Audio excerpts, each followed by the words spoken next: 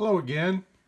It's been a few days since I've posted a video. I appreciate your patience. I appreciate all of you that are taking the time to watch these.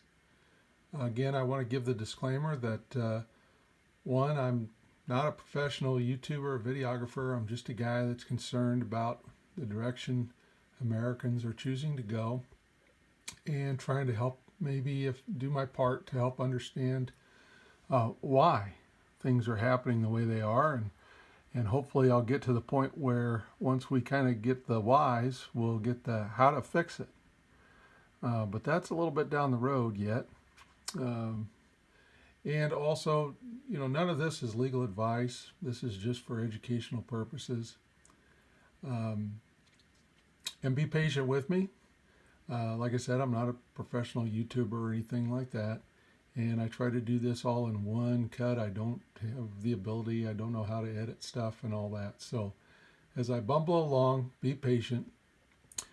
Anyway, we kind of left off in this playlist. If you're not familiar with this playlist, I would suggest you go back to the beginning, to the first video, and watch through. But I thought we ought to take a little bit of a detour to kind of understand some basic things so that we, to build on this foundation of kind of why we got where we are through parens patriae and legal titles and discharging of debts and the civil commercial law of contract, and all that, which were kind of discussed previously.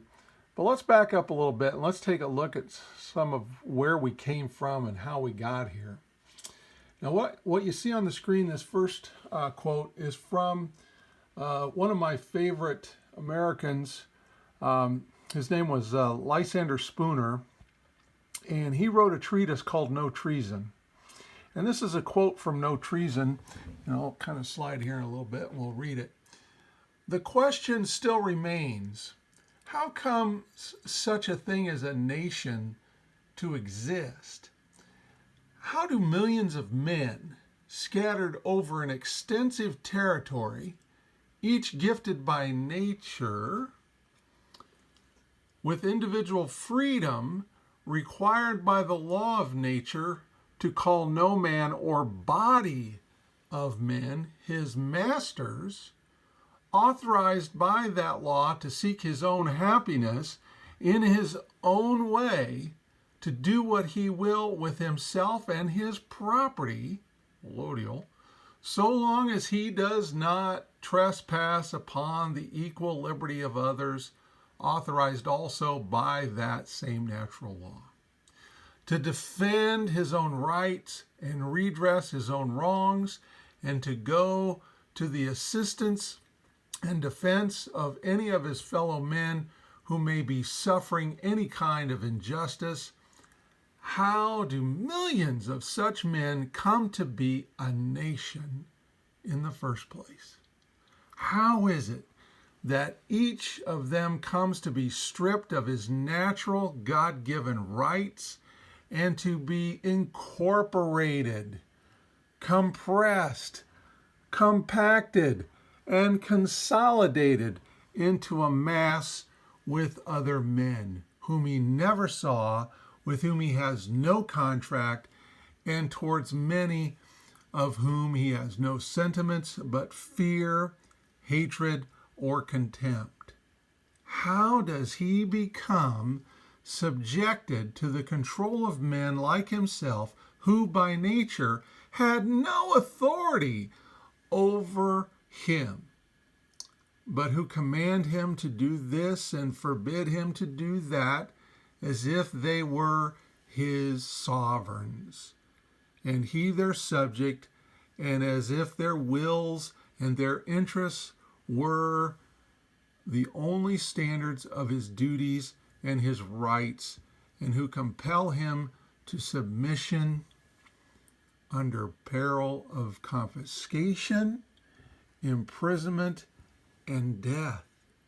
Clearly, all this is the work of force or fraud or both.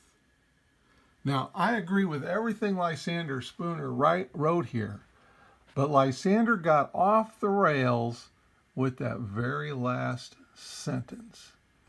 He was obviously a man moved by emotion, and when we get moved by emotion, we tend to look and point blame. We go into what I call the Adamic blame game. We blame everybody but the man in the mirror. We'll blame our spouse, we'll blame our children, we'll blame our boss, we'll blame other ethnic groups, we'll blame other religious groups, we'll blame political parties or another political party, anybody but the man in the mirror, male or female. What Lysander left off was consent, contract, application, participation, and receipt of benefits, especially benefits that are brought to you through monetized debt.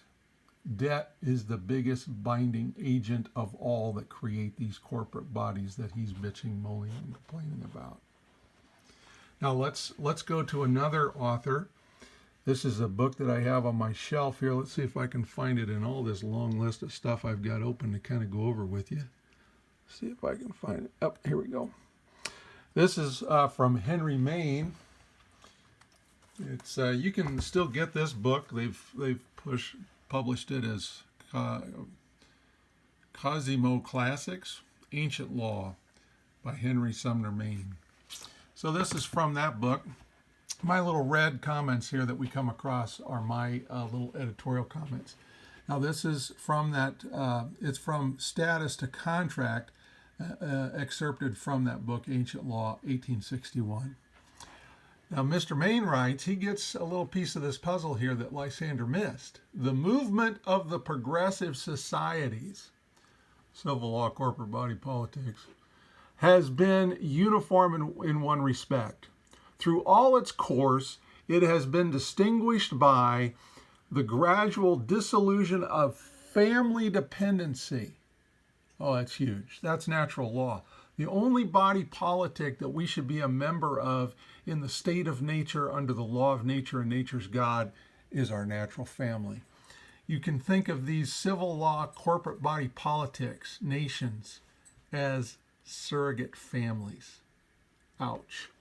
And the growth of individual obligation in its place. So what Henry Maine is talking here, we used to have this family, tribal, clan, whatever, and then we decided, you know what, I'm going to go off on my own as an individual. Now, an individual is a very important legal concept, but it's now that individual without the family gets into trouble and needs help. And when we do that, we generally bind ourselves to an artificial family called a corporation or nation, city-state, nation-state, federation-state, and that's the progress through time. Those surrogate families under civil law have just gotten massively huge. You know, it used to be a city-state, then it became a nation-state, and it was typically a small nation, then a federation-state like Rome, Babylon, Persia, you know, where all these other vassal peoples and ethnic groups became bound through either consent or conquest. So anyway, the individual is steadily substituted for the family as the unit of which civil laws take account. The advance has been accomplished at varying rates of celerity, and there are societies not absolutely stationary in which the collapse of the ancient organization can only be perceived by careful study of the phenomena they present. But whatever its pace, the change has not been subject to reaction or recoil, and apparent retardations will be found to have been occasioned through the absorption of archaic ideas and customs from some entirely foreign source. That's called the law of God. What he's talking about there, you kind of, you know, this is why we've done this, because we've basically left the state of nature under the law of nature and nature's God to enter in as individuals corporate membership in these civil law systems And of course, he compares what God had designed for man as archaic ideas and customs. So we're kind of getting rid of those, replacing those with our own ideas and customs, because we're so much smarter than this creator God if you believe in some sort of creative force. Nor is it difficult to see that what is the tie between man and man, which replaces by degrees those forms of reciprocity in rights and duties which have their origin in the family, it is contract. Ouch. Starting as from one terminus of history, from a condition of society in which all the relations of persons are summed up in the relations of family, we seem to have steadily moved towards a phase of social order in which all these relations arise from the free agreement of individuals. Now, if you watch that very first video I put out, it was regarding parens patriae, which literally means the parent of the country or the state as father. The government, civil government, becomes your daddy by contract, voluntary consent. In Western Europe, the progress achieved in this direction has been considerable. Thus, the status of the slave has disappeared. It has been superseded by the contractual relation of the servant to his master, employer, employee. Okay? And that's just one aspect. Everything is moved into these contracts. Now, if you watch the one on Admiralty Maritime, I kind of mentioned Seaman's papers. Seaman's papers are what you needed to go to work on a ship when the maritime law was restricted to the high tide mark under the English common law system. In America, we didn't restrict it. It could go anywhere commerce and insurance and all that goes. So what we have today with all these different contracts, even though we might not necessarily in the civil system call it maritime law, it all behaves the same way. It's the same kind of form of jurisprudence as the Admiralty Maritime Law. So when you sign up to get a driver's license because you want to drive your daddy's car on your daddy's road, well, that's your Seaman's papers, your driver's license to operate daddy's car on his commercial highways. Your marriage license is your Seaman's papers to enter into a marital agreement as two federal employees on this ship. Your social security number is your Seaman's papers to be employed in the stream of commerce for some sort of commercial business entity, whatever that takes, whatever form that takes.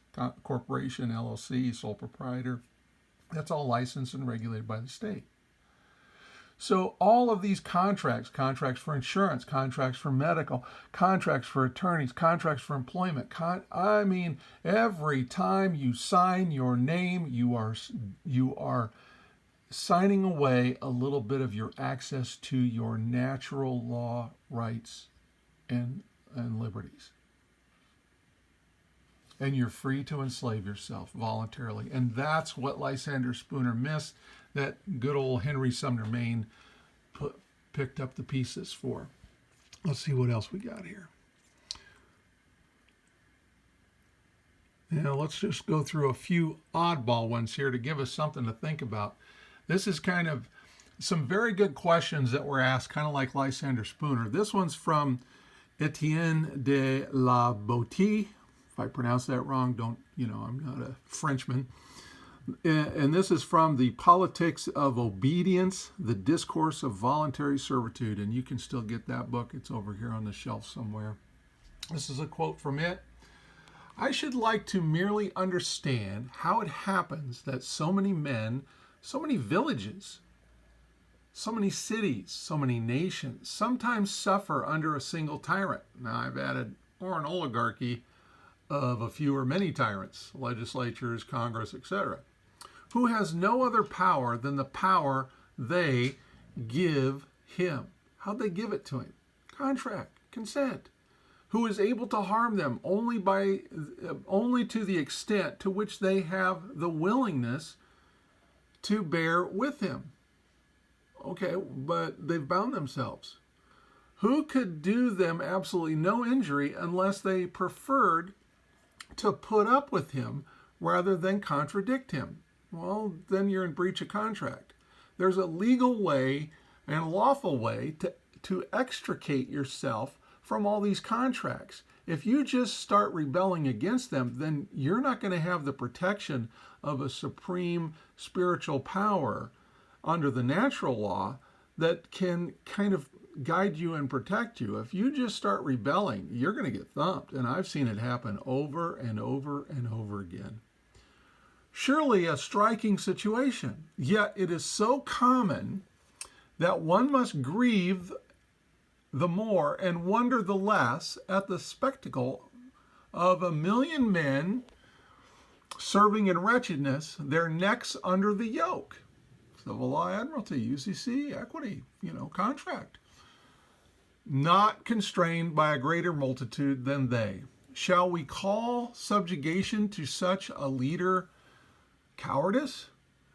If 1,000 endure the caprice of a single or many men, should we not rather say that they lack not the courage but the desire to rise against him?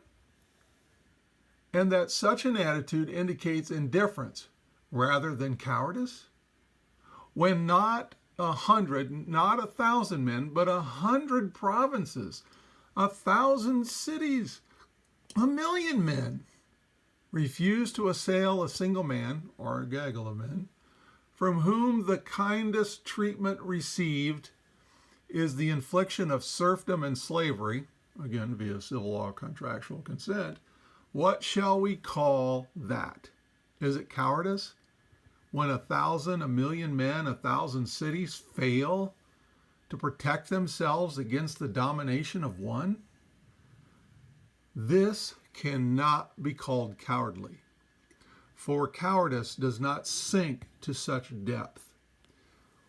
What monstrous vice, then, is this which does not even deserve to be called cowardice, a vice for which no term can be found vile enough? Now, this to me is also ringing very true. Because how this happens, how all these contracts come about, how anyone who wants to be a tyrant, Nimrod, Pharaoh, Caesar, Uncle Sam, John Bull, whoever the father is, a crown, a Congress, whatever. It doesn't matter what the government is formed, whether it's a monarchy, an oligarchy, a democracy. We, the people, are just as tyrannical over the individual members as a monarchy is. And this is all done by consent. And the way they do it is to appeal to your base instincts. And those animalistic instincts, fear, vanity, lust, greed, envy, sloth, covetousness, all of those things, those desires that are reptilian brain, if you will, get motivated by in a fight or flight kind of scenario when we lose the ability to reason and logic. And this happens a lot, either by natural disaster or by contrived events like war and famines and economic depressions. It is during these times that we see people who are hungry and starving or vulnerable to the weather and the climate that cry out to be saved.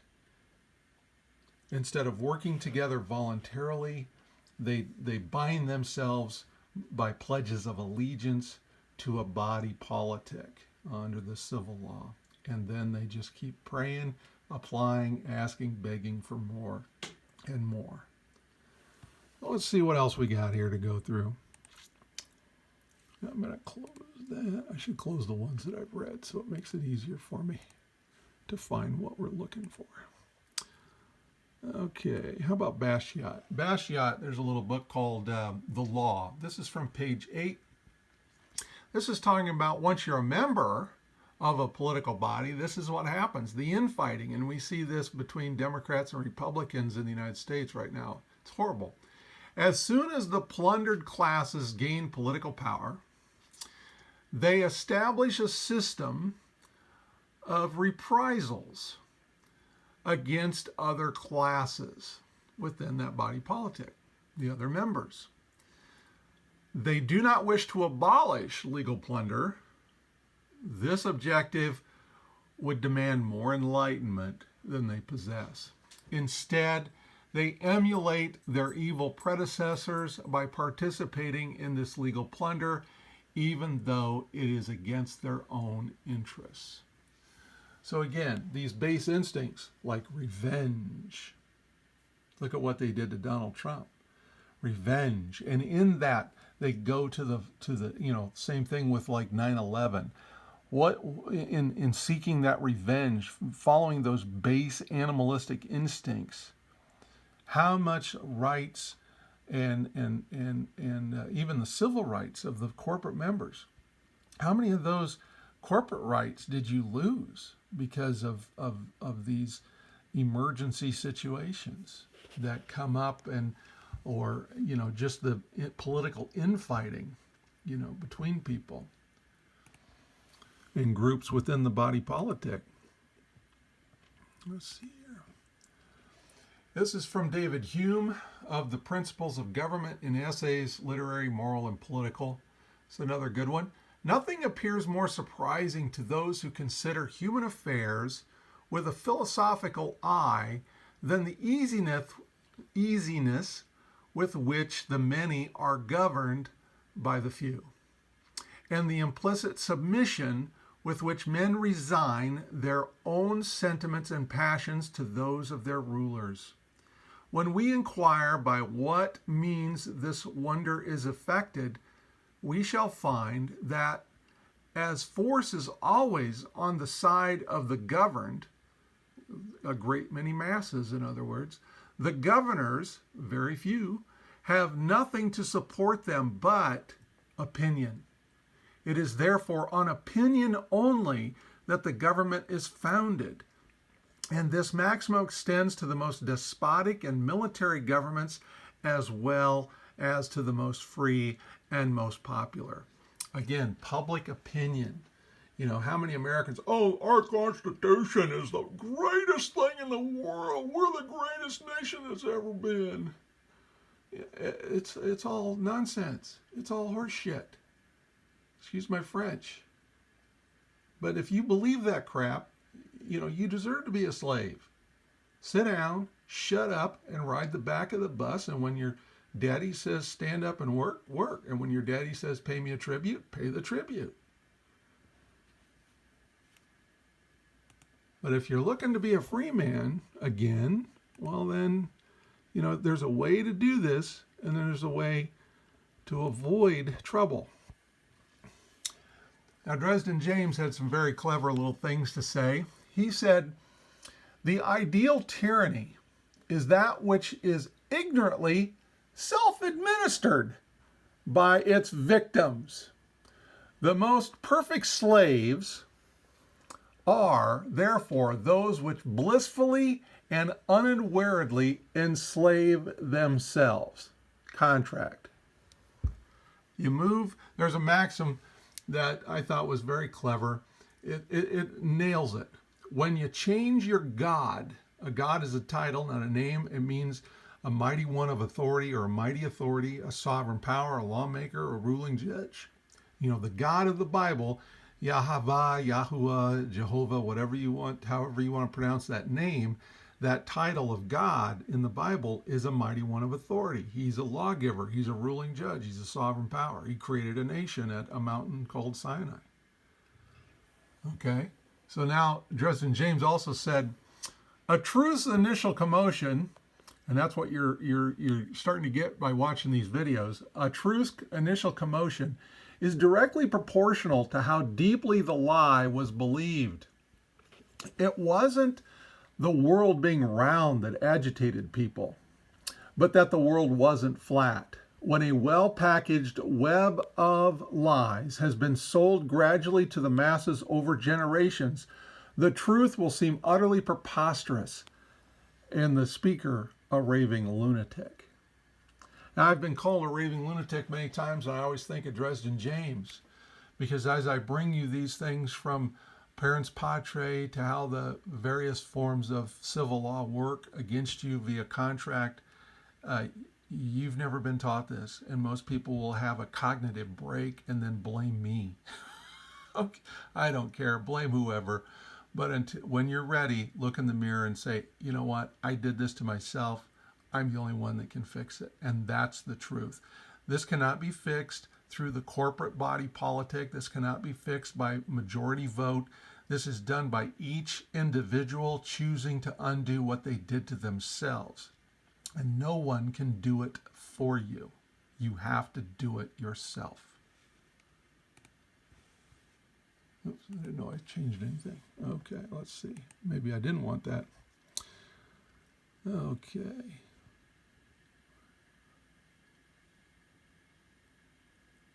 All right, now I think we're kind of ready for some things here as we move on. Let's look at a body politic.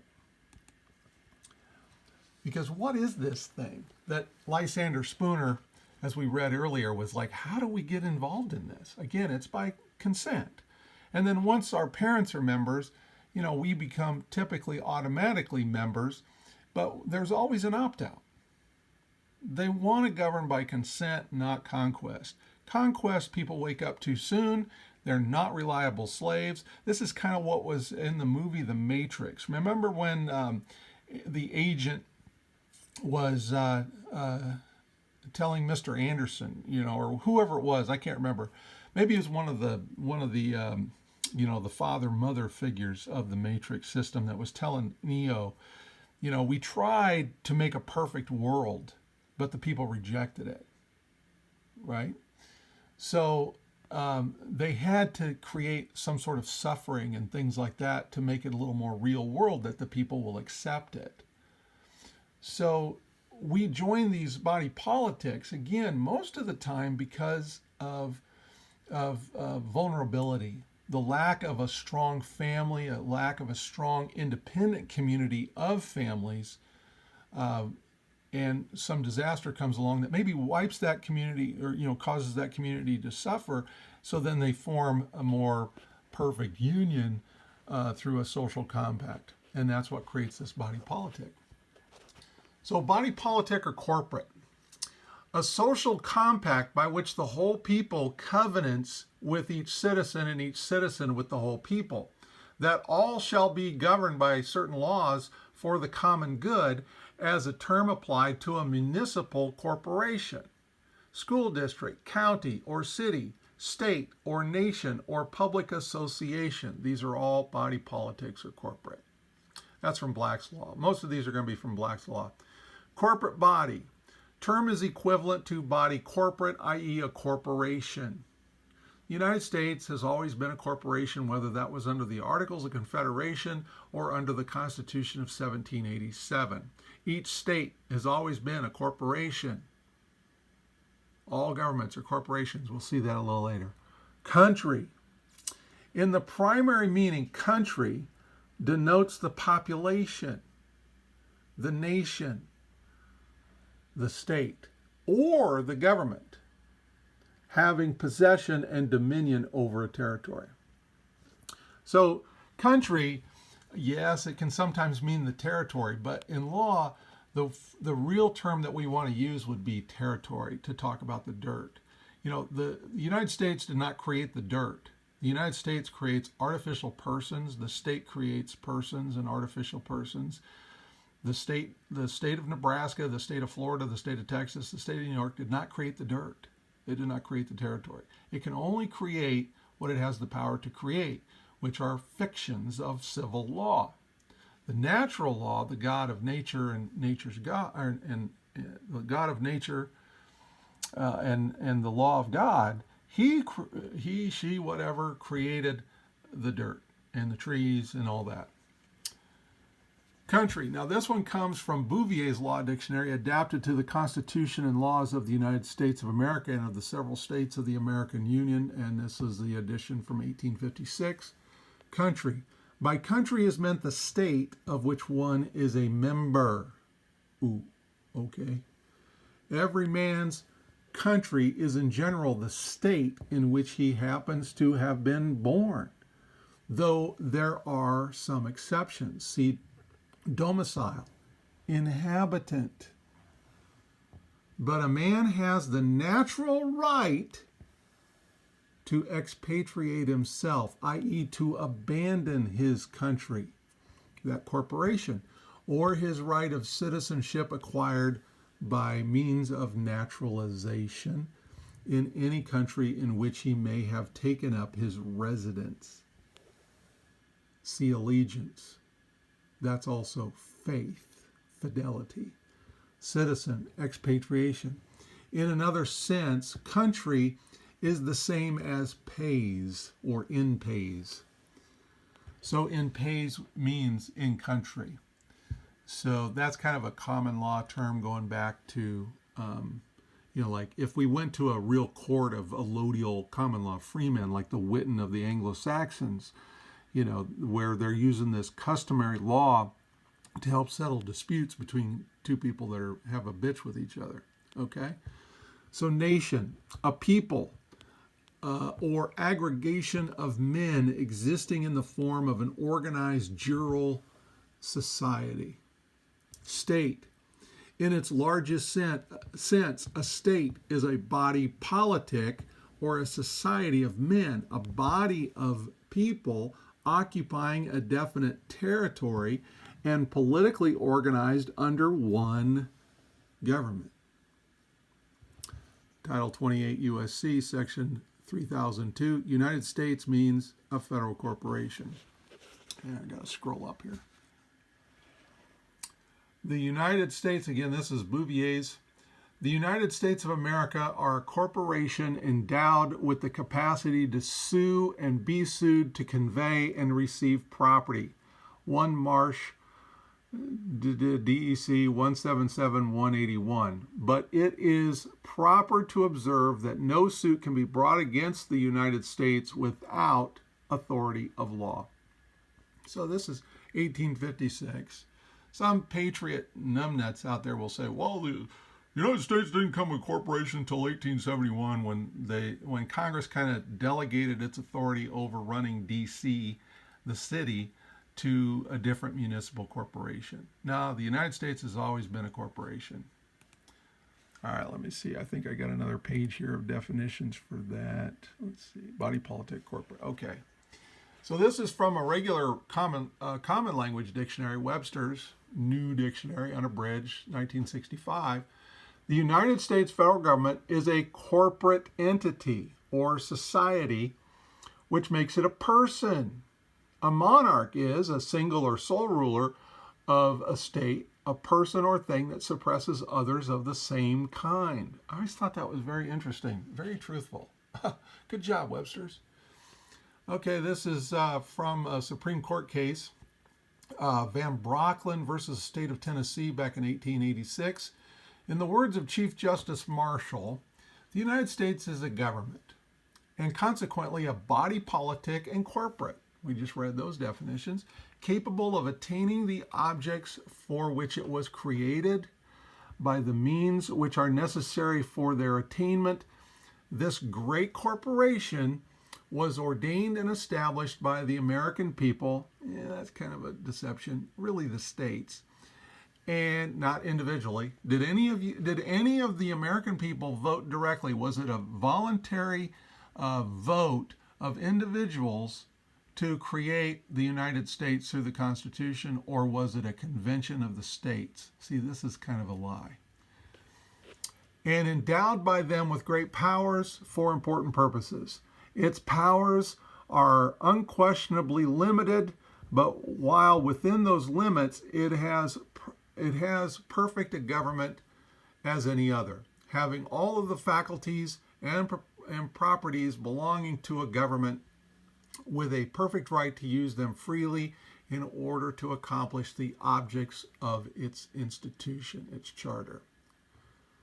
Okay, now corporations. Let me scroll up here a little bit. This is getting kind of low. Corporations are also of all grades and made for varied objects.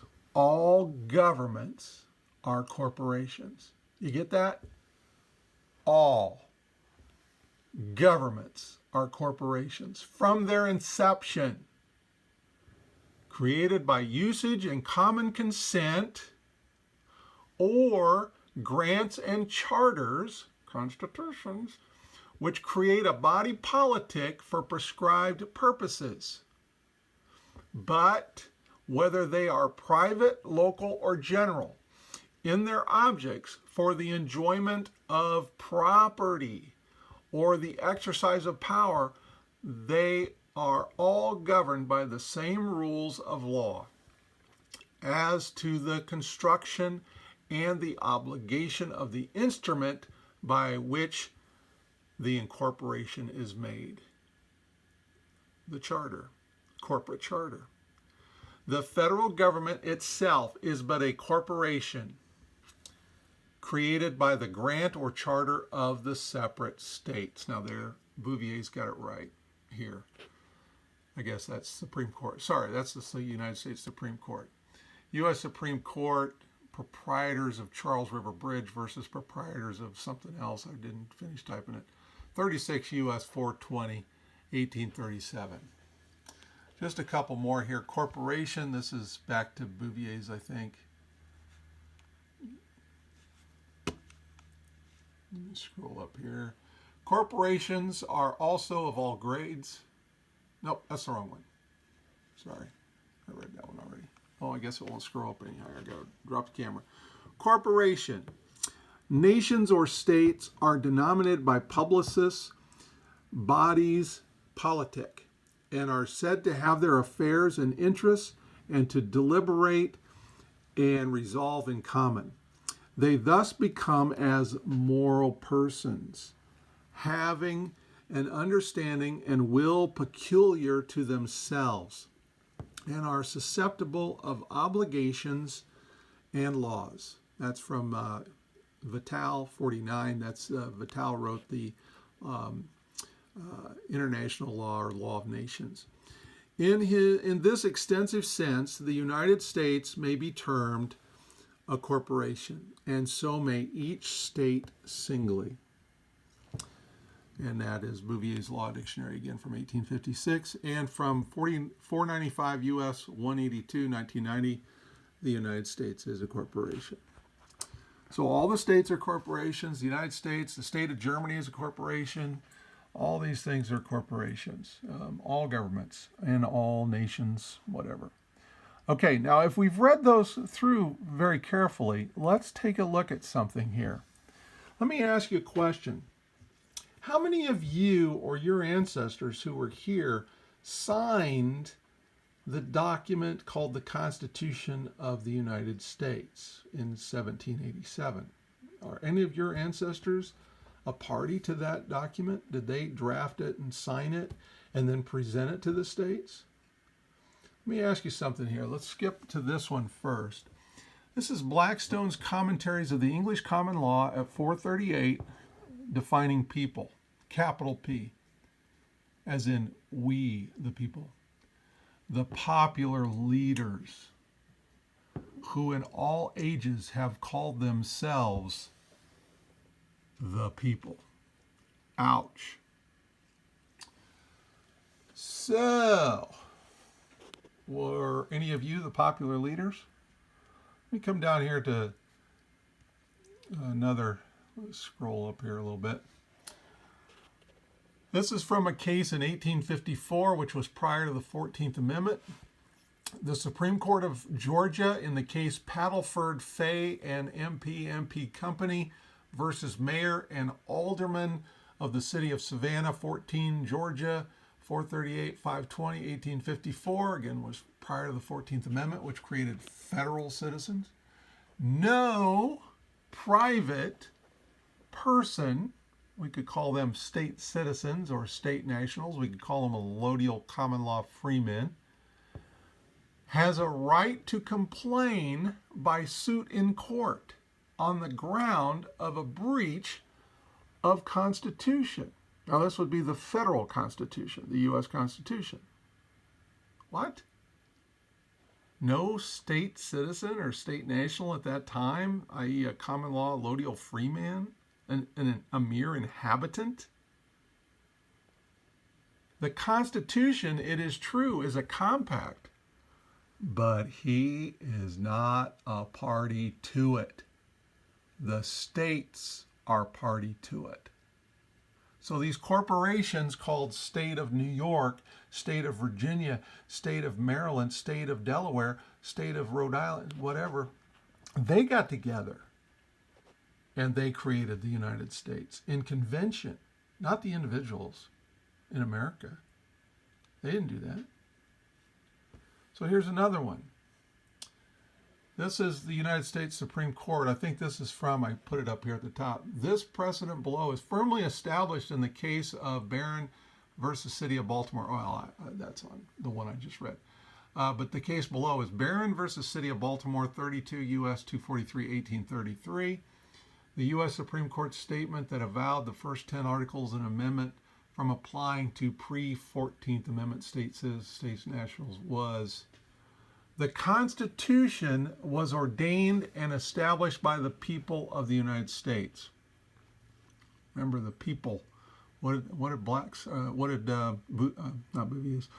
did Blackstone's commentary say? It was originally just the guys that signed the Constitution, the popular leaders who were extending an offer to the states, wanting to create a new corporation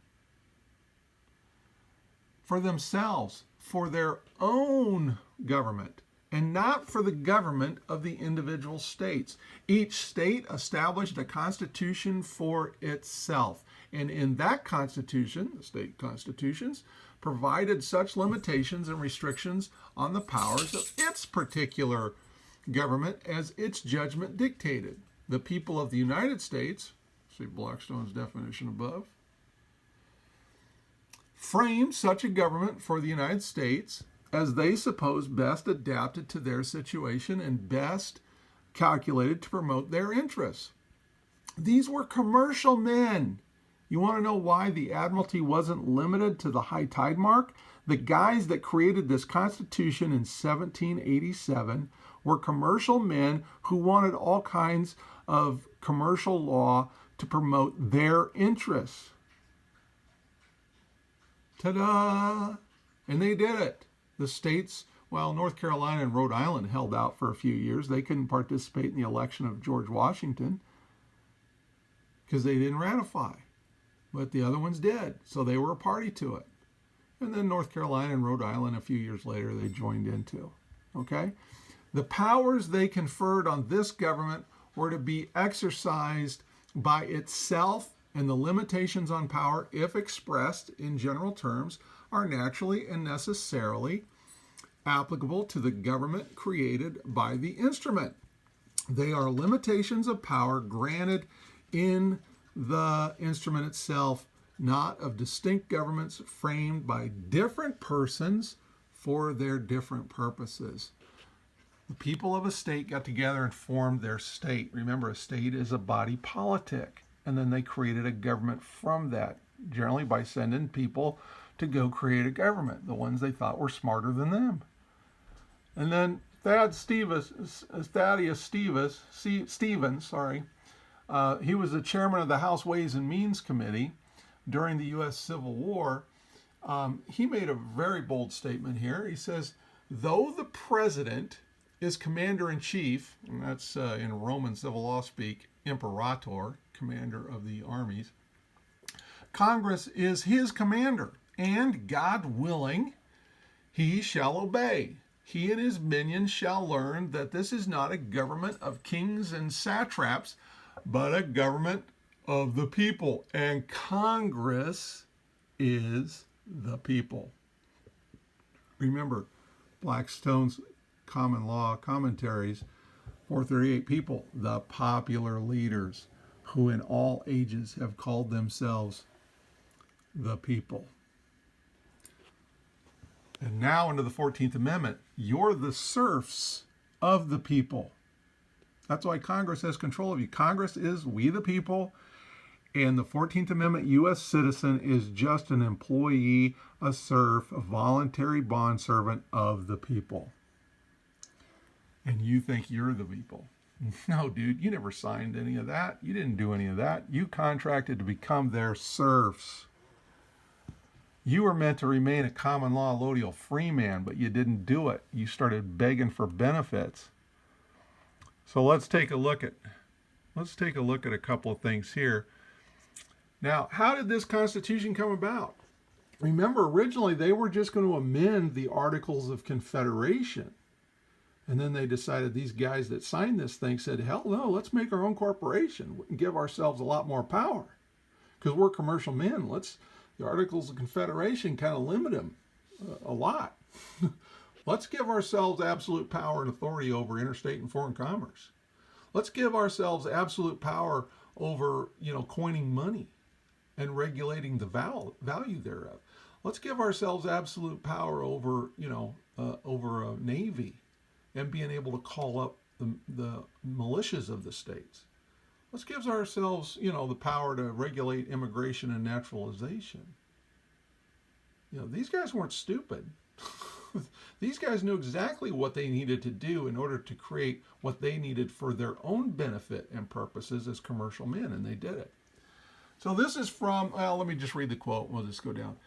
If a constitution expressly provides that it may be amended only in a certain way, and another way is followed, such an attempted amendment is illegal. But if it is acquiesced in, it becomes effective as a peaceful revolution, such as took place when the United States Constitution took effect upon the ratification by 9 states, in spite of the fact that the old Articles of Confederation provided that they should not be amended without unanimous consent of the states. Ooh. So the very first coup, a silent coup, a peaceful revolution, took place in 1787 to bring about this Constitution. They conned you, man. Summary of American Law, George L. Clark, Constitutional Law, Chapter 1, Section 1, Making and Amending Constitutions, page 432, 1947, Lawyers Cooperative Publishing Company, Rochester, New York.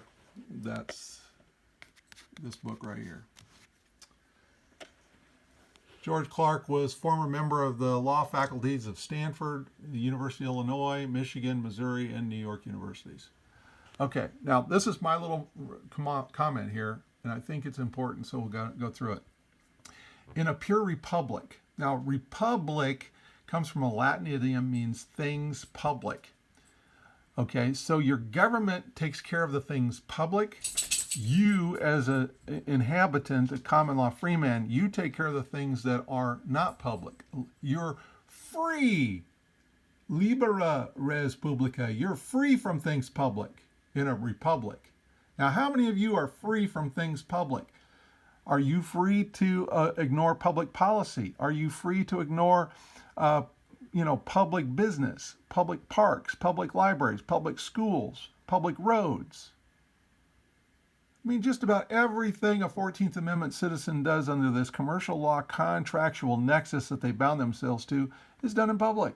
And when you do stuff in public, the king, the government, whatever, has absolute authority to regulate and control you to death. So in a pure republic, though, the individual free men are libera res publica. They're free from things public.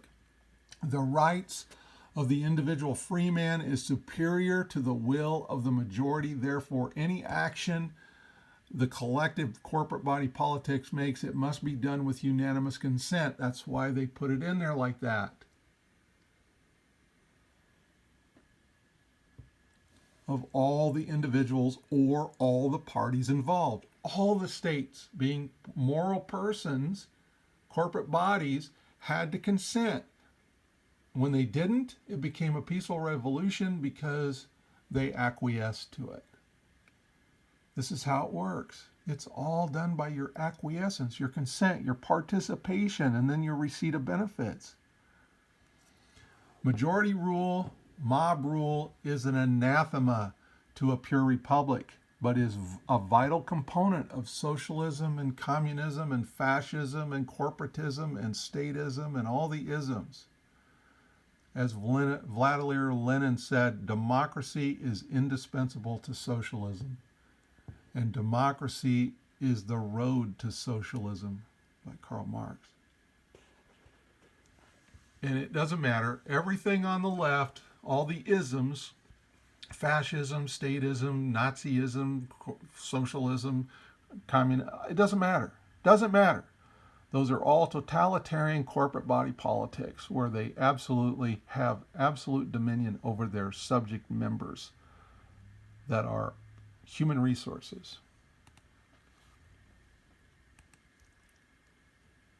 Now, let's go back to Sam Adams. I don't think most Americans pay much attention to Sam Adams. They should have. He said some really smart things. Our union is complete. Our Constitution composed, established, and or approved. I thought it said ordained, but approved. You are now the guardians of your own. You are now the guardians of your own liberties. Nobody else, no attorney, no government agent, nothing. You. We may justly address you as the decemviri did the Romans, and say nothing that we, who? We the people, the popular leaders, that we propose can pass into law without your consent.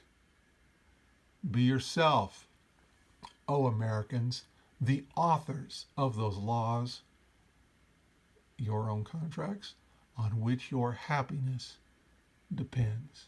Now, when did Sam say this? Did he say this Constitution was composed in 1787? No. Samuel Adams, on August 1st, 1776, within 1 month of the signing of the unanimous declaration, aka the Declaration of Independence. And I wrote, what? 1776?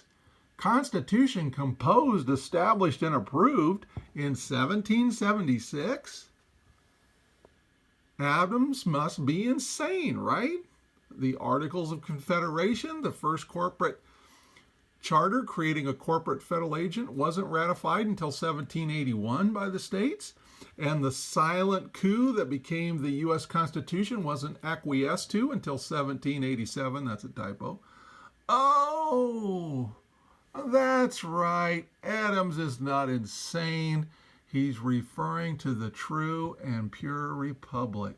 Libera res publica, for the common law, allodial free man. He's not a party to this shit. He didn't contract into it. They created it to do certain things like commerce, and this guy doesn't do commerce. Where free men are the rulers of their own lives, living on their allodial estates, not taxed, where the rule of unanimous consent reigns supreme to protect the rights of all free men, male and female. And just if you didn't know, decemviri, which Adams used, was a council of 10, deci. 10 counselors, 10 advisors or assistants to assist a free man decide matters of law. We all need a circle around us to help bounce ideas off of, men we trust, who are not going to pat us on the back and blow smoke up our butts, but are going to challenge us to think and logically and search out and test these matters before we go and make a choice that will enslave us. See, we got away from this. We're just coveting things. We want things. We're being driven by vanity, jealousy, lust, greed, fear, envy, and sloth. And we just sign up and we never read the terms and conditions. How many of you have signed a credit card agreement? Did you read the terms and conditions? How many of you that signed a mortgage read the entire mortgage agreement? How many of you have ever read a warranty agreement on file with your Secretary of State? Not that little card you sign. Go to the Secretary of State and actually read the agreement to a warranty that you're signing.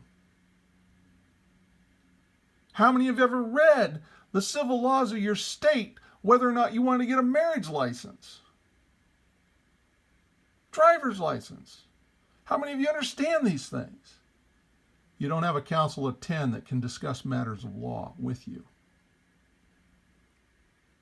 You think you know it all, and you follow customs and usages of several generations that have been enslaved since the Civil War.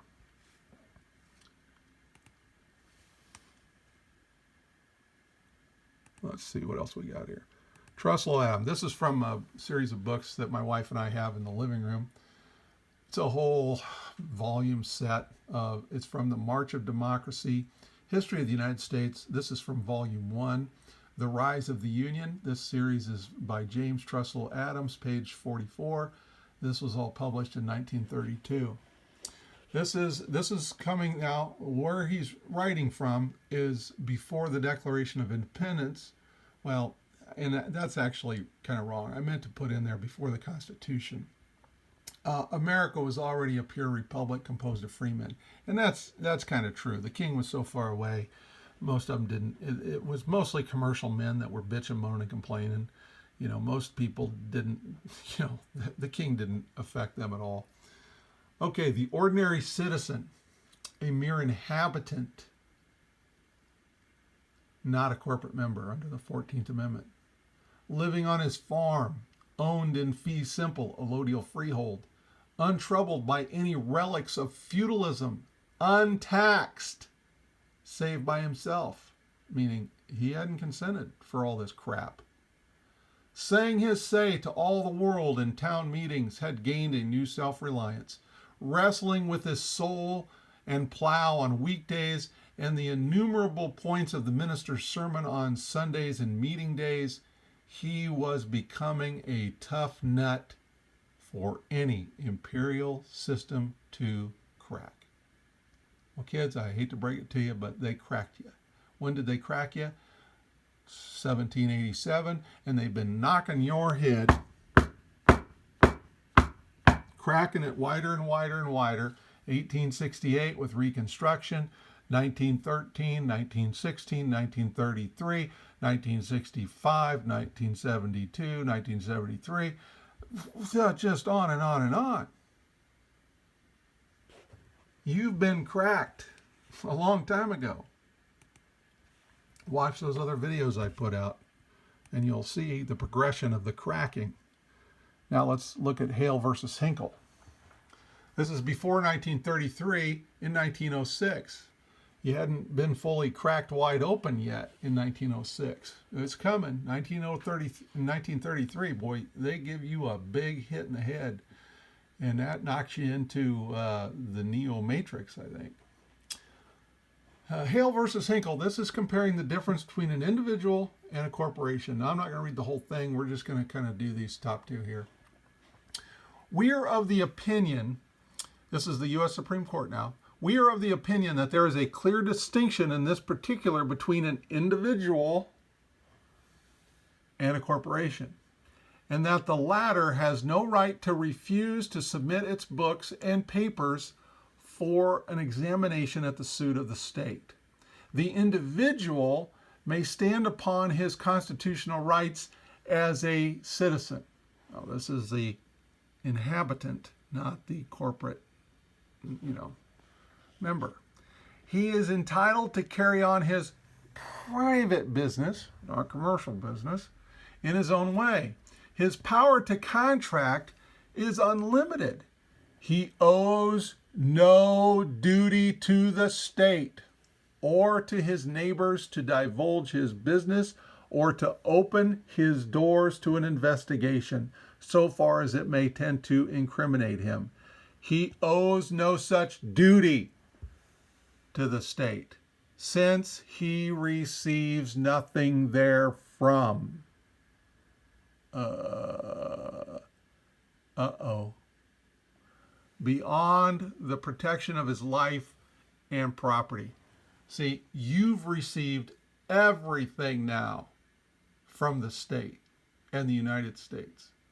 An economy from which you're an employee and occupied for a share of the corporate profit and gain and income through the stream of commerce, which is totally regulated and controlled by the state and the federal government.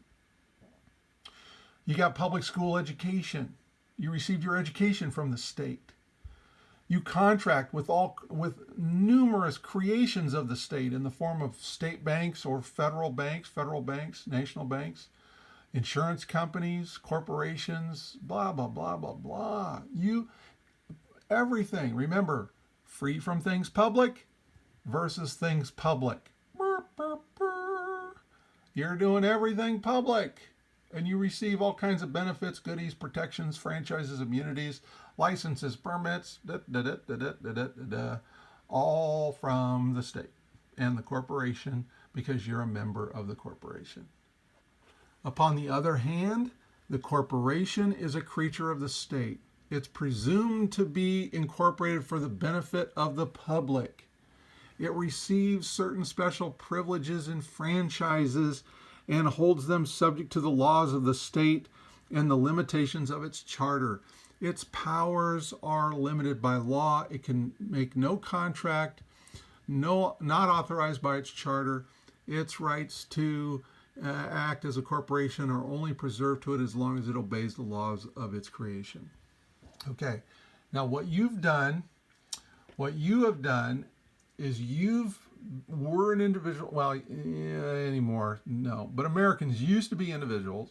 Now you can be this again. This is what I'm going to try to show you how to do, but it's your choice. It cannot be done collectively. There's no voting for this. You got to do it individually. You cannot force your neighbor to be a free man.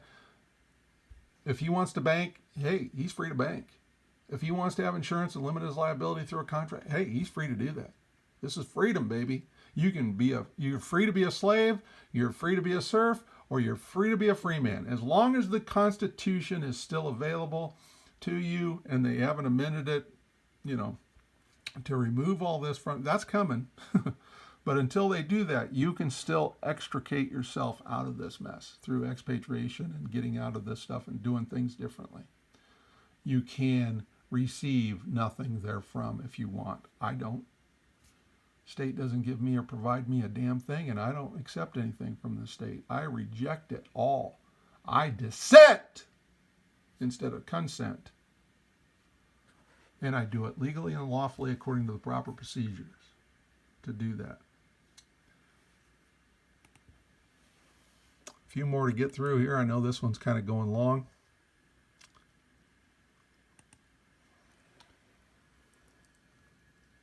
Citizenship of or in government as a person, as opposed to natural citizenship as an inhabitant.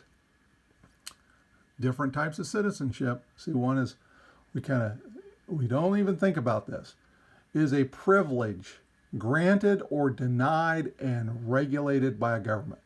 So this 14th Amendment citizenship is from the government. It was created by the government. Under the law of nature and nature's God, there's a natural citizenship to be a member of your nation, your tribe, as an inhabitant. This is what the state nationals were. This is what an allodial freeman was before he joined the U.S. corporation. And the states were conquered. That's the other part of this.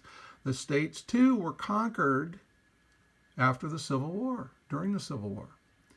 So this other form of citizenship as a member of a corporate body is a privilege granted or denied and regulated by a government, created according to the rules established by that government. If an individual wishes to join and become a person in a legal society and be governed by the rules of that society's government, then he is legally bound to abide by the rules of that created society.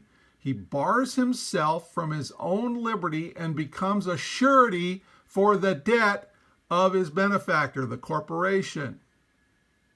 This is from Greg Williams. I think this is either from one of his books, Constitutions, Covenants, and Contracts, or The Covenants of the Gods. I can't remember which one, but it's a very good quote. Just a couple more here.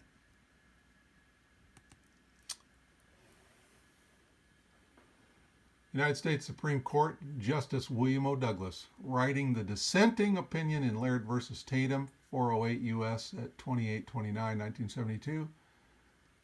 The America once extolled as the voice of liberty heard round the world no longer is cast in the image which Jefferson and Madison designed, but more in the Russian image, the civil law image.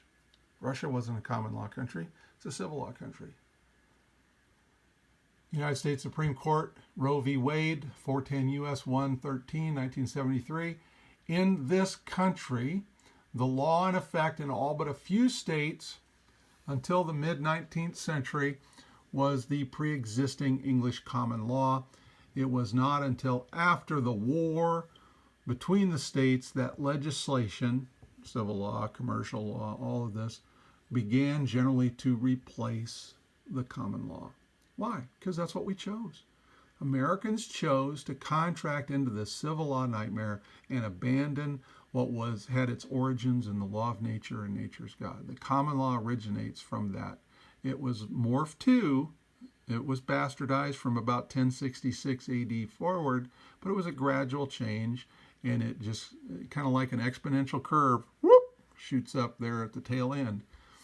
And one last one, the United States Supreme Court, United States versus Cruikshank, 92 U.S. 542, 1875. The citizen cannot complain.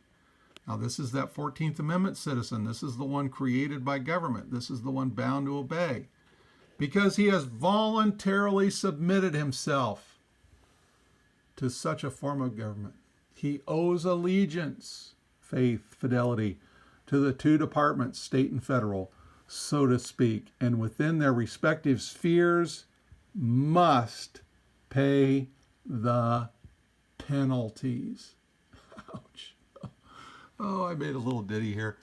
The form of law that the colonial Americans fought so bitterly to stop the English king from establishing throughout the colonies on land is today the form of law that all 14th Amendment U.S. persons practice. It is said if you change your law, you change your God. And if you change your God, sovereign power, lawmaker, ruling judge, then you change your law. There is only two forms of law on earth: the Creator's law that we get our common law from. We sometimes refer to it as Ten Commandments, the Mosaic Code, the natural law, law of nature, and nature's God. And that was given to us from our Creator for us.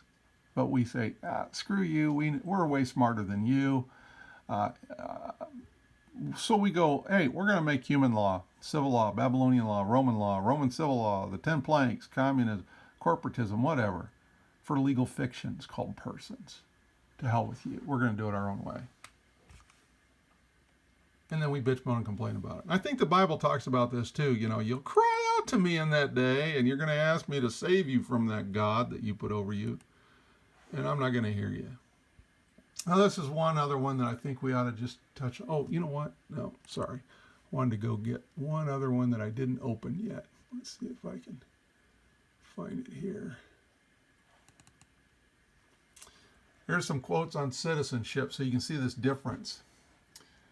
The term resident and citizen of the United States, 14th Amendment, is distinguished from a citizen of one of the several states, in that the former is a special class of citizen created by Congress. And an individual can be a citizen of one of the several states without being a citizen of the United States. And an individual may become a citizen of the United States without being a citizen of a state. And you can see the cases here that I'm citing. both before and after the 14th Amendment to the federal Constitution, it has not been necessary for a person to be a citizen of the United States in order to be a citizen of his state. And read that 14th Amendment again. The citizen of the United States is a citizen of the federal government. Ouch. Merely being native born within the territorial boundaries of the United States of America does not make such an inhabitant a citizen of the United States subject to the jurisdiction of the 14th Amendment. But if your parents had 14th Amendment citizenship, your parents have a state marriage license, your parents have state birth certificates, your parents have social security numbers, your parents are all contracted in, well then guess what? The 14th Amendment has two parts. There's a conjunction there, and born in the United States and subject to the jurisdiction thereof. Well, all those accoutrement contracts make you subject to the jurisdiction thereof. A person born in the United States has rights under this amendment, the 14th, to remain a federal citizen unless he voluntarily relinquishes the citizenship. And that's part of the solution. That's actually probably should be your last step. You want to get all your other ducks in a row first. Yeah, let's see. I think I got one or two more. Well, just one more here. I think we ought to go through this because I see a lot of people talking about this. This is from the 93rd Congress, first sessions, Senate Report Number 93-549, Emergency Power Statutes, Provisions of Federal Law, excuse me, I've been talking too much without taking a sip of water. Now in effect, delegating to the executive extraordinary authority in time of national emergency. This is from November of 1973. And the Senate goes on to say, or the Congress here, since March 9th, 1933, the United States has been in a state of declared national emergency. What? In fact, there are now, in 1973, in effect, 4 presidentially proclaimed states of national emergency, in addition to the national emergency declared by President Roosevelt in 1933. There are also the national emergency proclaimed by President Truman on December 16, 1950, during the Korean conflict, and the states of national emergency declared by President Nixon on March 23, 1970, and August 15, 1971. Now remember, this is Congress back in 1973 writing this. Every president since perpetuates the state of emergency by declaring states of emergency. And a state of emergency is synonymous with a state of war. And when they do this, when they perpetuate this continual perpetual state of emergency, which they kind of have to because of the bankruptcy, it's never been rectified. That's coming, kids. That's what's coming. These proclamations of emergency give force to 470 provisions of federal law. Now, that's back in 73. I don't know if that's probably double by now. These hundreds of statutes delegate to the president extraordinary powers ordinarily exercised by the Congress, which affect the lives of American citizens in a host of all-encompassing manners. Now, this affects all of us, regardless of whether you're a 14th Amendment citizen, a state national. 14th Amendment U.S. citizen is the same as a U.S. national. A state national or a state citizen or a denizen or an alien, whether you're legal alien or illegal alien. There's 5 civil statuses here that the United States recognizes since the 14th Amendment, since the Civil War. Denizen was not recognized before the Civil War because we were common law allodial free men. You didn't need a denizenship. But after the 14th Amendment, the state citizen is still this quasi under the 14th Amendment because the states are under the 14th Amendment. They've been reconstructed too. So that's really a kind of a dangerous status to take. Okay. Where were we? Which affects the lives of all American citizens in a host of all-encompassing manners. This vast range of powers taken together confer enough authority to rule the country without reference to normal constitutional processes. Okay. Woohoo! Aren't you happy now? Under the powers delegated by these statutes, the president may seize property. You don't own it anyway. Organize and control the means of production. Seize commodities. Assign military forces abroad. Institute martial law. Seize and control all transportation and communication. Regulate the operation of private enterprise. Restrict travel. And in a plethora of particular ways, control the lives of all American citizens. Ouch. A majority of the people of the United States have lived all their lives under emergency rule. For 40 years, well now 88 in 2021, 87. Freedoms and governmental procedures guaranteed by the Constitution have in varying degrees been abridged by laws brought into force by states of national emergency. The problem of how a constitutional democracy reacts to great crises, however, far antedates the Great Depression. As a philosophical issue, its origins reach back to the Greek city-states and the Roman Republic. And in the United States, actions taken by the government in times of great crises have, from at least the Civil War, the Lieber Code, and Reconstruction, in important ways shaped the present phenomena of a permanent state of national emergency. Ouch, kids. And you still call yourselves free men in a republic after you watch all these videos in order? Every time the U.S. president declares a state of war or a state of emergency, he perpetuates all the presidential, all these same powers. There you go.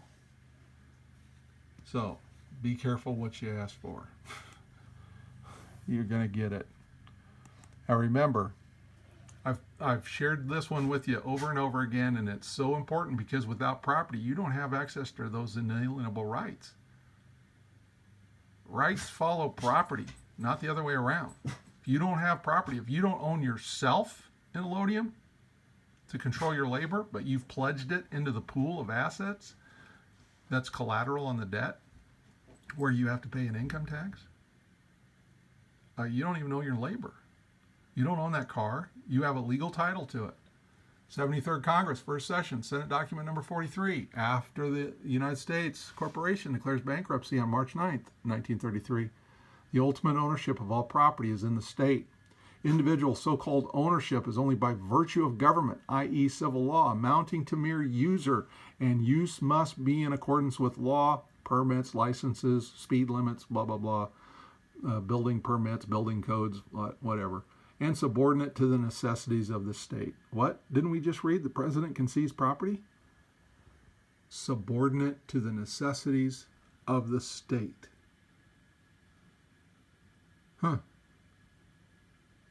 Now, they're still going to give you, if you file a takings action, you do have that legal title, legal title to possess and use.